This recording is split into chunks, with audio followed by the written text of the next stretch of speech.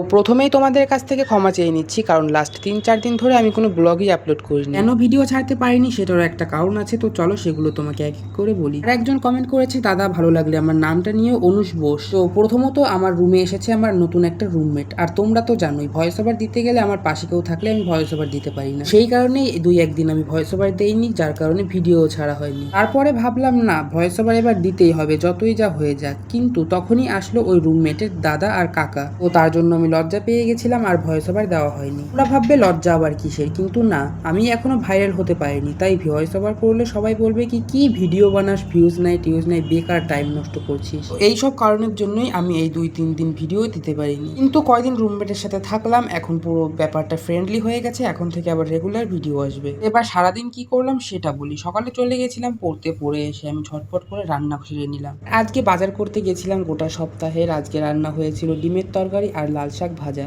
আমাদের বাংলা স্যারের পা ভেঙে গেছে, তাই স্যার বাড়িতে পড়াবে, তার জন্য চলে গেছিলাম এখন বিকেলে স্যারের বাড়িতে পড়তে। আর এই পুকুর পাড়ে সেই সুন্দর ঠান্ডা ঠান্ডা হাওয়া বইছিল, এখানে আমি ৫ মিনিট দাঁড়িয়েছিলাম। আজকে সকালে রান্না করতে গিয়ে আমার হাতে তেল এসে পড়েছিল, তো দেখো হাতে কেমন ঠোসা পড়ে গেছে।